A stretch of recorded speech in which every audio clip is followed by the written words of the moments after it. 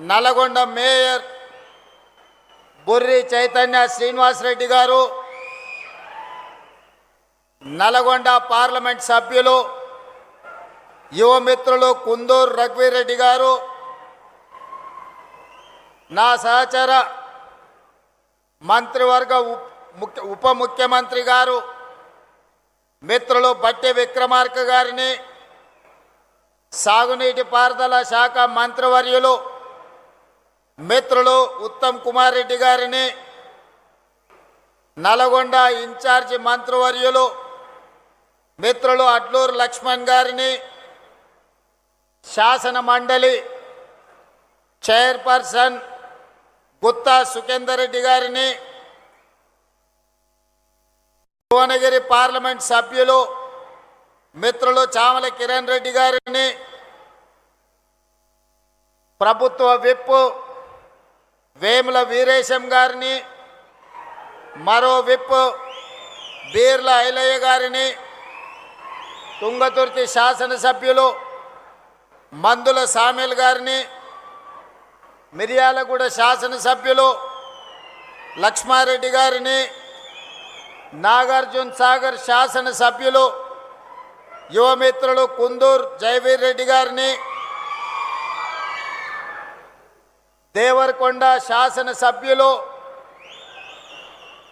మీ అందరికీ ఆప్తుడు బాలు నాయక్ గారిని, అదేవిధంగా శాసన మండలి సభ్యులు శంకర్ నాయక్ గారిని, మరో శాసన మండలి సభ్యులు నెల్లికుంట సత్యం గారిని, మరో శాసన మండలి సభ్యులు పెద్దలు కోటిరెడ్డి గారిని, అదేవిధంగా మా సోదరిమణి కోదాడ శాసనసభ్యురాలు ఉత్తమ్ పద్మావతి రెడ్డి గారిని, అదేవిధంగా కార్పొరేషన్ చైర్పర్సన్ గుత్తా అమిత్ రెడ్డి గారిని, మల్రెడ్డి రామరెడ్డి గారిని, వివిధ ప్రజాప్రతినిధులను, ప్రభుత్వ అధికారులను, వెంకన్న కుటుంబ సభ్యులైన మీరు వేలాది మంది ఇక్కడికి తరలి వచ్చి మీరు అండగా నిలబడి ప్రజాపాలనకు ఈ ప్రభుత్వానికి మీ ఆశీర్వాదం ఉన్నది. నల్గొండ జిల్లానే కాదు, 4 కోట్ల తెలంగాణ ప్రజల యొక్క అభివృద్ధి సంక్షేమ కార్యక్రమాలని మీరు చేపట్టండి, మేము అండగా నిలబడతామని ఆశీర్వదించడానికి ఇచ్చేసిన మీ అందరికీ మనస్ఫూర్తిగా ధన్యవాదాలు, కృతజ్ఞతలు తెలియజేస్తున్న మిత్రులారా, ఈ సందర్భంగా ఒక అంశాన్ని నేను ప్రత్యేకంగా ప్రస్తావించదలుచుకున్నా. తెలంగాణ ఉద్యమ చరిత్ర తెలిసిన ప్రతి ఒక్కరికి ఈ అంశం తెలుసు, కానీ యువతరానికి కొంతమందికి అవగాహన ఉండొచ్చు, లేదా గుర్తు చేయాల్సిన బాధ్యత నా మీద ఉన్నది. ఆనాటి తొలి తెలంగాణ ఉద్యమంలో, తెలంగాణ రాష్ట్ర సాధన పోరాటంలో మంత్రి పదవి త్యాగం చేసి మళ్ళీ తెలంగాణ రాష్ట్రం వస్తేనే బాధ్యత తీసుకుంటాని త్యాగం చేసిన కొండా లక్ష్మణ్ బాపూజీ ముందు వరుసలో ఉంటే, మళ్ళీ తెలంగాణ ఉద్యమంలో మంత్రి పదవిని రాజీనామా చేయడమే కాదు, నల్గొండ గడ్డ మీద నుంచి ఆమరణ నిరాహార దీక్ష చేసి ఆరోగ్యం దెబ్బతీసుకొని ఈనాటికి తన ఆరోగ్యాన్ని సంపూర్ణంగా కోలుకొని ఈనాడు తెలంగాణ రాష్ట్రంలోనే మళ్ళీ మంత్రి పదవి చేపట్టిన కోమటిరెడ్డి వెంకటరెడ్డి గారు ఈ నల్లగొండ జిల్లా, ఆనాడు కొండా లక్ష్మణ్ బాపూజీ గారు భువనగిరి నుంచి ప్రజా ప్రాతినిధ్యం వహిస్తే ఈనాడు నల్గొండ శాసనసభ నుంచి కోమటిరెడ్డి వెంకటరెడ్డి గారు ఆ బాధ్యత నిర్వహించి తెలంగాణ ఉద్యమంలో నల్గొండ బిడ్డలు గర్వంగా తలెత్తుకునే త్యాగం చేసిన నాయకుడు కోమటిరెడ్డి వెంకటరెడ్డి గారని నేను ఈ సందర్భంగా గుర్తు చేయదలుచుకున్నా. మిత్రులారా, బీఆర్ఎస్ నాయకులు పదే పదే చెప్తుంటారు, మేము త్యాగాలు చేసినాము, త్యాగాల పునాదుల మీద మేము అధికారంలోకి వచ్చినామని నేను అడగదలుచుకున్న వాళ్ళను, వాళ్ళకు భజన చేసే వాళ్ళను, త్యాగం అంటే రాజీనామాలు చేయడం, ఎలక్షన్ తేవడం, కలెక్షన్ చేసుకోవడం, అదేనా మీ త్యాగం అని నేను అడుగుతున్నా. మరి ఒకవేళ త్యాగమే అదైతే 69 తొలి తెలంగాణ ఉద్యమంలో మంత్రి పదవిని త్యజించి చనిపోయే వరకు తిరిగి బాధ్యత చేపట్టని కొండా లక్ష్మణ్ బాపూజీ గారు చేసిన త్యాగాన్ని త్యాగమనాలా ఏమనాలో మీరు చెప్పండి. మలి ఉద్యమంలో కోమటిరెడ్డి వెంకటరెడ్డి గారు రాజీనామా చేసి తిరిగి తెలంగాణ రాష్ట్రంలోనే మంత్రి పదవి తీసుకున్నాడు కదా, మరి దీన్నేమనాలి? మీరు ఎలక్షన్ కలెక్షన్ సెలక్షన్ మీద తిరుగుతుంటే పదవి త్యాగం చేసి తెలంగాణ రాష్ట్రంలోనే మీరు అండగా నిలబడ్డప్పుడే మంత్రి పదవి చేపట్టిన ఎంకన్న త్యాగాన్ని ఏమనాలి అని నేను అడుగుతున్నా. 100 రూపాయలు పెట్టి పెట్రోల్ తీసుకున్న మీరు 10 పైసల అగ్గిపెట్టె తెచ్చుకొని అగ్గిపెట్టె రావుదే త్యాగమైతే నిటారుగా నిలబడి తెలంగాణ కోసం ఆత్మ బలిదానం చేసుకున్న శ్రీకాంతాచారి త్యాగాన్ని ఏమనాలి? కానిస్టేబుల్ కిష్టయ్య నేల కొరిగిన త్యాగాన్ని ఏమనాలి? ఉస్మానియా యూనివర్సిటీ గేట్లని తన్ని వీర మరణం పొందిన యాదయ్య త్యాగాన్ని ఏమనాలి? ఒక ఈశాన్ రెడ్డి, ఒక వేణుగోపాల్ రెడ్డి త్యాగాన్ని ఏమనాలి? 100 రూపాయల పెట్రోల్ మీద చల్లుకొని 10 పైసల అగ్గిపెట్టె తెచ్చుకొని అగ్గిపెట్టె రావు, నువ్వు 10 ఏళ్ళు మంత్రిగా ఉంటావు, ఆర్థిక మంత్రిగా ఉంటావు, సాగునీటి పారుదల శాఖ మంత్రిగా ఉంటావు, 1000 కోట్ల రూపాయలు నువ్వు దోసుకుంటావు. ఉద్యమం ముసుగులో ఫామ్ హౌస్లో ఉన్నవాళ్ళు అధికారాన్ని చెలాయించి 69,000 కోట్ల రూపాయల అప్పులో ఉన్న తెలంగాణను 8,11,000 కోట్ల రూపాయల అప్పుల ఊపిలో ముంచి ఈ తెలంగాణను శాశ్వతంగా 10 ఏళ్లలోనే 100 ఏళ్లకు సరిపోయే విధ్వంసం చేసిన మిమ్మల్ని ఏమనాలి? మీ త్యాగాలను ఈరోజు తెలంగాణ ప్రజలు ఇంకా భరించాలనా? మీ దోపిడీని తెలంగాణ ప్రజలు ఇంకా సహించాలనా అని నేను అడుగుతున్నా. నేను అడగదలుచుకున్న ఈ వేదిక మీద నుంచి నిన్న మొన్న చూస్తున్నా, ఇద్దరు తొడేళ్లలాక తెలంగాణ మీద పడి తిరుగుతున్నారు. బావమరుదులు ప్రజలందరూ కోరుకుంటున్నారు, మా ప్రభుత్వం రావాలి అని చెప్తున్నారు. ప్రజలు ఎవరు కోరుకుంటలేరు, మీ కుటుంబం కోరుకుంటుంది. మీ దోపిడీ దొంగతనాలలో మీకు అండగా నిలబడ్డ వాళ్ళు కోరుకుంటున్నారు. ఇవాళ ప్రజాపాలన వచ్చి ప్రజలలో చైతన్యం వచ్చి ప్రజలు సంక్షేమ అభివృద్ధి పథకాలను ఈరోజు అనుభవిస్తుంటే వాటిని చూసి అసూయపడుతున్న వాళ్ళు ఎవరైనా మిమ్మల్ని కోరుకుంటున్నారేమో కానీ ఈ తెలంగాణ సమాజం మిమ్మల్ని, మీ కుటుంబాన్ని శాశ్వతంగా సామాజిక బహిష్కరణ చేపట్టినరు. ఇంకా భవిష్యత్తులో మీకు పదవి అనేదే ఉండదు. ఏదైనా బీఆర్ఎస్ గురించి మీరు మాట్లాడుకోవాలనుకుంటే మీ గతం గురించి మాట్లాడుకోవాల్సిందే తప్ప మీకు భవిష్యత్తు లేదన్న సంగతి ఈ నల్లగొండ వేదిక మీద వేలాది మందిగా ఈ గ్రౌండ్లోనే కదా, ఆ పక్కన గ్రౌండ్లో మా అక్కలు, మా సోదరులు ఈ గ్రౌండ్ పిక్కటిల్లేలా నాగార్జున కాలేజ్ గ్రౌండే కాదు, అవతలి సైడ్ నుంచి ఆ పక్క రహదారుల మీద వేలాదిగా నిలబడి జేజేలు పలుకుతున్న ఆ ప్రజలు చెప్పుతున్నారు, మిమ్మల్ని ఉప్పు పాతర వేసినాం, మళ్ళా మిమ్మల్ని మొక్క కూడా మొలవనీయమని నల్గొండ జిల్లా ప్రజలు చెప్తున్నారు. నేను నడుచుకుంటూ వస్తున్నప్పుడు కొంతమంది యువకులు వచ్చి, అన్న తులసి వనంలో గంజాయి మొక్కలాగా గా సూర్యాపేటలో ఒకడు జానెడోడు మిగిలిండు, ఆ జానెడును కూడా మళ్ళా మొలవనీయం,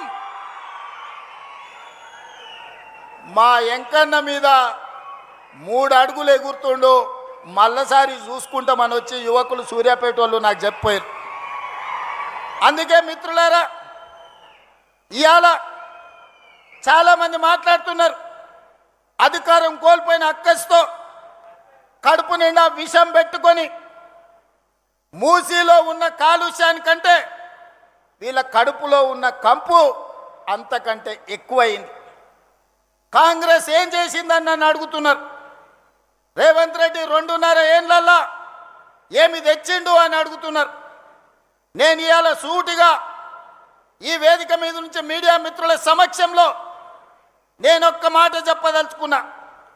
ఎప్పుడు అడిగినా ప్రత్యేక శాసనసభ సమావేశాలను మా కౌన్సిల్ని సుఖేందర్ రెడ్డి గారు స్పీకర్ గారి అనుమతి తీసుకొని సమావేశాన్ని ఏర్పాటు చేస్తాం.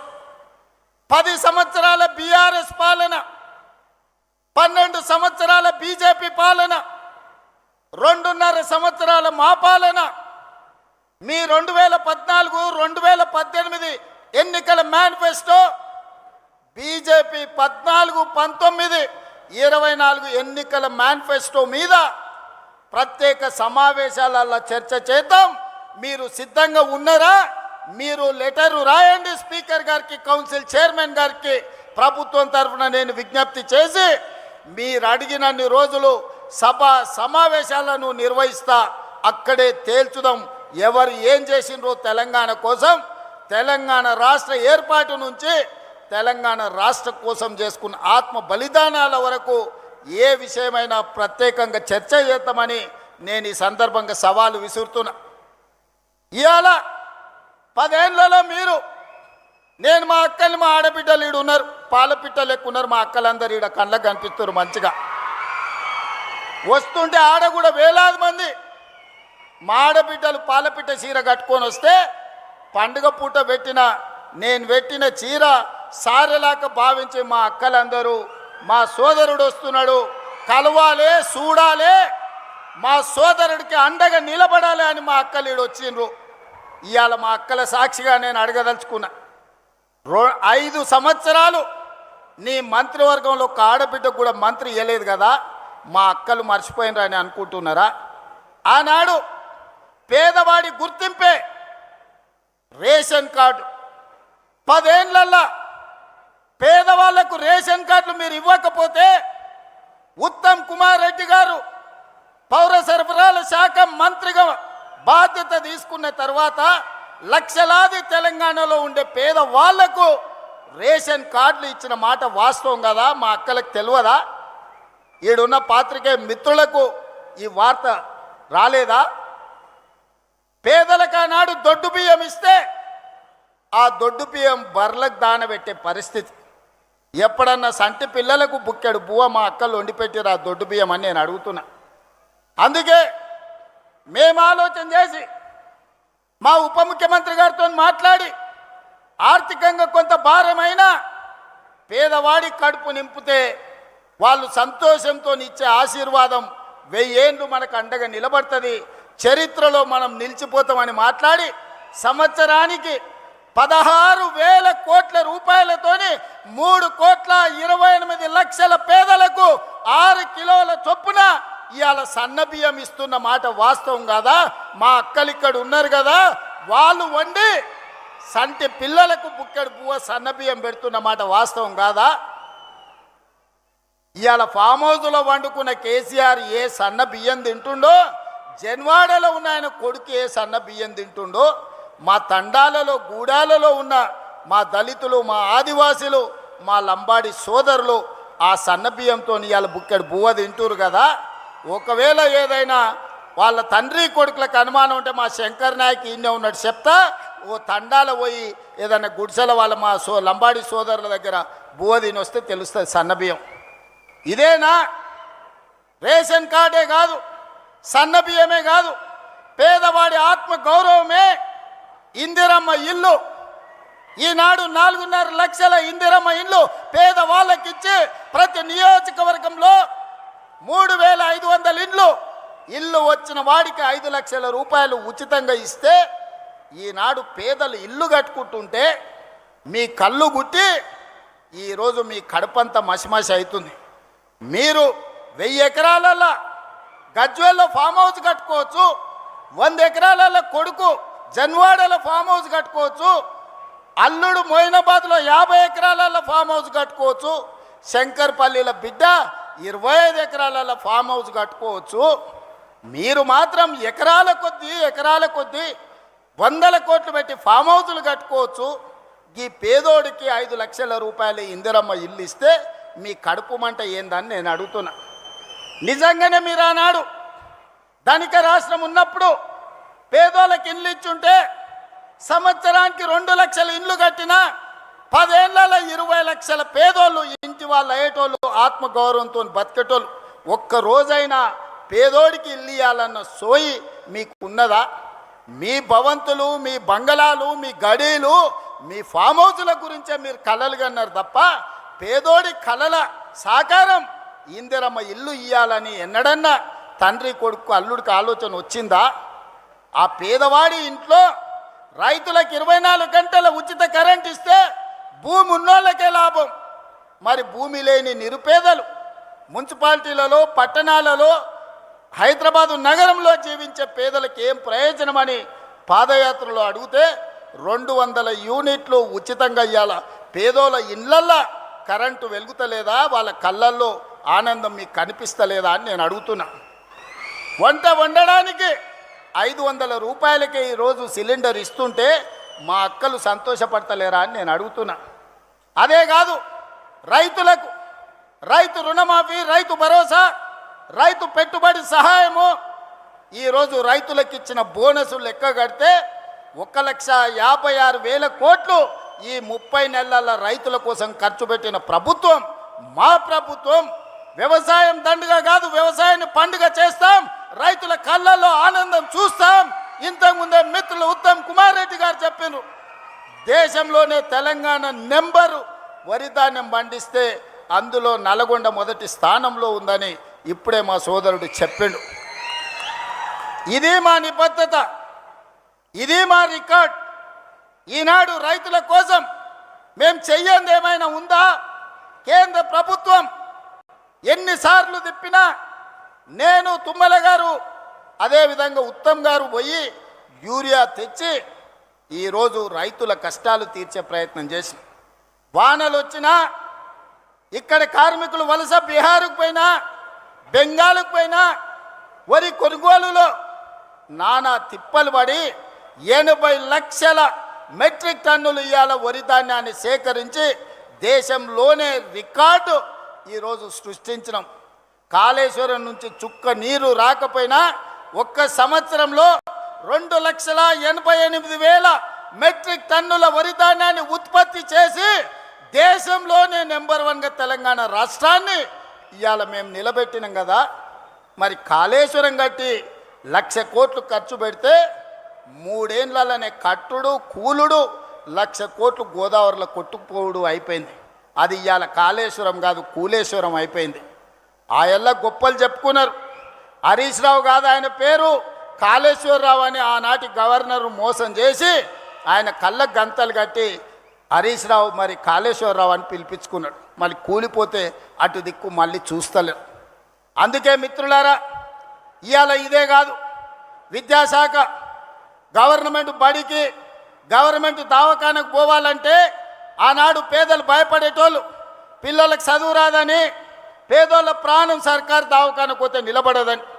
ఇవాళ అదే పాఠశాలల్లో నర్సరీ, ఎల్కేజీ, యూకేజీ నుంచి 12th క్లాస్ వరకు పాఠశాలల పునరుద్ధరణే కాదు, బ్రేక్ఫాస్ట్, లంచ్, ఈవినింగ్ స్నాక్స్ వరకు పేదవాడి కడుపు నింపాలి, వాళ్ళ కళ్ళల్లో ఆనందం చూడాలి, వాళ్ళు చదువుకొని అంబేద్కర్లా ఈ రాష్ట్రాన్ని, దేశాన్ని ఏలాలి. తెలంగాణ గురుకులాల నుంచి 100లాది మంది అంబేద్కర్లను సృష్టించాలి అని ఈనాడు ముక్కవోని ధైర్యంతో మా ప్రభుత్వం చేస్తున్న ప్రయత్నం వాళ్ళకి కనిపిస్తలేదా? వాళ్ళంటే దొరలు, గడీలు ఉన్నాయి, వాళ్ళ దగ్గర దోసుకున్న 1000 కోట్లు ఉన్నాయి. వాళ్ళ పిల్లలు అమెరికాకో లండన్కో పోయి చదువుకుంటారు. మరి పేదోడు లంబాడి తాండాలలో ఉన్న మా లంబాడి సోదరులు కానీ, దళితులు కానీ, గిరిజనులు కానీ, ఆదివాసీలు కానీ, ఉన్నత వర్గాలలో ఉన్న పేదోళ్ళ పిల్లలు ఏడికి పోయి చదువుకోవాలి. అందుకే ఈనాడు ఆరుట్ల మీరు చూసిండ్రు, ఆరుట్ల స్కూల్ ప్రారంభోత్సవానికి నేను పోయినా, పోయే వరకు నాకు కూడా అంత నమ్మకం లేకుండే. అక్కడ చూసిన తర్వాత సంపూర్ణమైన విశ్వాసం వచ్చింది. మా ప్రభుత్వ ఉపాధ్యాయులు నా తలెత్తుకునే విధంగా ఈరోజు గర్వంతో మనం దేశం ముందు నిలబడే విధంగా మా ప్రభుత్వ ఉపాధ్యాయులు పనిచేస్తున్నారు. అందుకే ఈనాడు విద్య విషయంలో కావచ్చు, వైద్య విషయంలో కావచ్చు, సంక్షేమ విషయంలో కావచ్చు, అభివృద్ధి విషయంలో కావచ్చు, 40 ఏళ్ల నుంచి రావణ కాష్టంలా వెలుగుతున్న ఎస్సీ ఉపకులాల వర్గీకరణను శాశ్వతంగా పరిష్కరించింది మేము కాదా? 100 ఏళ్ల నుంచి కులగణ జనగణనలో కులగణన చెయ్యాలి, గొర్రెలకు బర్రెలకు లెక్క ఉంది కానీ మా బలహీన వర్గాల లెక్క లేదని మా కైలాష్ నేత లాంటి సోదరులు అడుగుతుంటే ఈరోజు జనగణనలో కులగణన చేసి దేశానికే ఆదర్శంగా నిలబడ్డాం కదా. కేంద్ర ప్రభుత్వం మీద కూడా ఇవాళ ఒత్తిడి తీసుకొచ్చినాం కదా. ఇవన్నీ మేము సాధించిన విజయాలు కాదా? 2.5 సంవత్సరాలలో 30 నెలల్లో 70,000 ప్రభుత్వ ఉద్యోగాలు ఇచ్చిన ఏ ప్రభుత్వం ఉన్నా ఈ దేశంలో నేను సూటిగా సవాలు విసురుతున్నా. శాఖల వారీగా లెక్కలు చెప్తా, అసెంబ్లీకి రాండి. 30 నెలల్లో 70,000 ప్రభుత్వ ఉద్యోగాలు ఇచ్చి నిరుద్యోగుల ఆత్మగౌరవాన్ని నిలబెట్టిన ప్రభుత్వం మాది కాదా? ఇవాళ అందుకోసం ఈ ప్రభుత్వం పోవాలనా? ప్రజాపాలన పోవాలనంట, పాపాల భైరవుడు రావాలనంట. ప్రజాపాలన ఎందుకు పోవాలి? రేషన్ కార్డులు ఇచ్చినందుకు పోవాలనా? సన్నబియ్యం ఇచ్చినందుకు పోవాలనా? ఇందిరమ్మ ఇల్లు ఇచ్చినందుకు పోవాలనా? ఉచిత కరెంట్ ఇచ్చినందుకు పోవాలనా? లేకపోతే మీ ఫీజు రియంబర్స్మెంట్ చేసినందుకు పోవాలనా? 21,000 కోట్ల రూపాయల రైతు రుణమాఫీ చేసినందుకు పోవాలనా? ఎకరాకు 6,000 లెక్కన 27,000 కోట్లు ఇప్పటికీ రైతు భరోసాలు ఇచ్చినందుకు ప్రజాపాలన పోవాలనా? నర్సరీ నుంచి 12వ తరగతి వరకు నాస్టతో పాటు లంచ్ పెట్టి పిల్లల చదువులను బాగు చేసినందుకు పోవాలనా? స్కిల్ యూనివర్సిటీ తెచ్చినందుకు పోవాలనా? ఏటీసీలు అడ్వాన్స్ టెక్నాలజీ సెంటర్లు తెచ్చినందుకు ప్రజాపాలన పోవాలనా? పాలిటెక్నిక్లను పునరుద్ధరించినందుకు ప్రజాపాలన పోవాలనా? దేనికోసం ప్రజాపాలన పోవాలని నేను అడుగుతున్నా. నువ్వు వదిలేసిన ఎస్ఎల్బిసి ఈ నల్గొండ జిల్లా ఫ్లోరైడ్ బాధితులు కాళ్ళొంకర, చేతులొంకర, నడువంకర దశాబ్దాల కొద్దీ ఫ్లోరైడ్ పీడిస్తుంటే ఆనాడు కోమటిరెడ్డి వెంకన్న జానారెడ్డి గారు ఎస్ఎల్బిసి రాజశేఖర రెడ్డి గారిని ఒప్పించి పనులు ప్రారంభిస్తే 34 కిలోమీటర్లు పూర్తి చేసి 10 కిలోమీటర్లు నీకు అప్పచెప్తే 10 ఏళ్ళు పడావు పెట్టిన దుర్మార్గుడా. నువ్వు పడావు పెట్టిన ఎస్ఎల్బిసిని మేము పూర్తి చేసి 3,60,000 ఎకరాలు నల్లగొండకు తాగునీరు సాగునీరు ఇస్తున్నందుకు ఈరోజు మేము పోవాలేనా? దేనికి పోవాలి? మూసి కాలుష్యం. మా అక్కలీడుండ్రు, మా ఐలే ఆడున్నాడు, మా కుంభమణిలు ఈయనే ఉన్నాడు. నా జన్మదినం అంటే హైదరాబాద్లో ఉండకుండా భువనగిరికి వచ్చి పాదయాత్ర చేసిన వెంకట లక్ష్మీ నరసింహస్వామిని దర్శనం చేసుకొని భువనగిరి మూసి ఎంబడి చేసిన. ఆ మురికి గురించి ఇంకా నేను చెప్పుడు కంటే మా అక్కలు చెప్పారు. ఒక అక్క వచ్చి నాతో మాట్లాడింది, అయ్యా నిన్న మొన్ననే నా దగ్గరకు వచ్చి పలకరించి మాట్లాడితే ఎంతమంది పిల్లలు అడిగినా 2 పిల్లలు, పెద్దోడు ఉన్నాడయా, కొడుకు చిన్నామె బిడ్డ అని. ఏం చేస్తున్నారంటే నిన్న మొన్ననే కొడుకు పెళ్లి చేసిన వాడిని పట్నం తోలినా అన్నది. ఎందుకక్క పట్నం ఎందుకు తోలినామంటే, అయ్యా పెళ్ళైన పిల్లలు ఈడు ఉంటే ఈడ ఉండే నీళ్లు తాగినా ఈడ వండిన పంటలు తింటే వాళ్ళ కడుపులో పుట్టబోయే బిడ్డ కన్నొంకర్ను కాలొంకర్ను పోతుంది. ఈ మూసి కాలుష్యము మా పట్ల కర్కశంగా రాక్షసంగా ఉన్నది. వాసన చూస్తున్నావు కదయ్యా, నాకు ఇష్టం లేకపోయినా నా కొడుకుని పట్నంలో కూలినాలు చేసుకోమని పంపించిన అని చెప్పింది.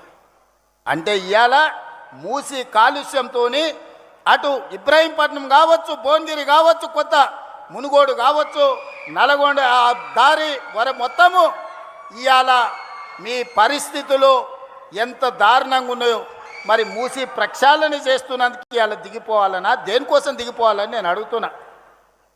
పాపాల భైరవుడు రావాలనంట. పాపాల భైరవుడు వస్తే ఏం చేస్తాడయ్యా? మా రాజకీయ నాయకుల ఫోన్లు విన్నాడంటే సరే మా మీద ఏదో కోపం ఉంది అనుకోవచ్చు. అధికారుల ఫోన్లు విన్నాడంటే అధికారులు ఏం చేస్తున్నారో కనుక్కోనికి విన్నాడు అనుకోవచ్చు. రాజకీయ నాయకులు పోయిరి, అధికారులు పోయిరి, ప్రజలు పోయిరి, చివరికి భార్యాభర్తలు మాట్లాడుకుంటుంటే కూడా ఏం మాట్లాడుకుంటున్నారో ఫోన్లలో వినేటోని ఏమనాలయ్యా? చేత్తో కొట్టాలన్నా రబ్బర్ చెప్పుతో కొట్టాలన్నా మీరు ఒకసారి ఆలోచన చేయండి. ఆలు మొగుళ్ళు మాట్లాడుకునే మాటలు కూడా ఫోన్లలో ఫామ్ హౌస్లో పెట్టుకొని మిషన్లు పెట్టుకొని వాళ్ళ మాటలు వినేటోడు ఆ పాపాల బైరోడు మళ్ళీ రావాలనా? పరీక్షలు పెట్టి క్వశ్చన్ పేపర్లు అమ్ముకొని వేల కోట్ల రూపాయలు సంపాదించుకున్నాడు మళ్ళీ రావాలనా? కాళేశ్వరం పేరు మీద 1,00,000 కోట్లు గోదావరిలో కలిపిన దుర్మార్గుడు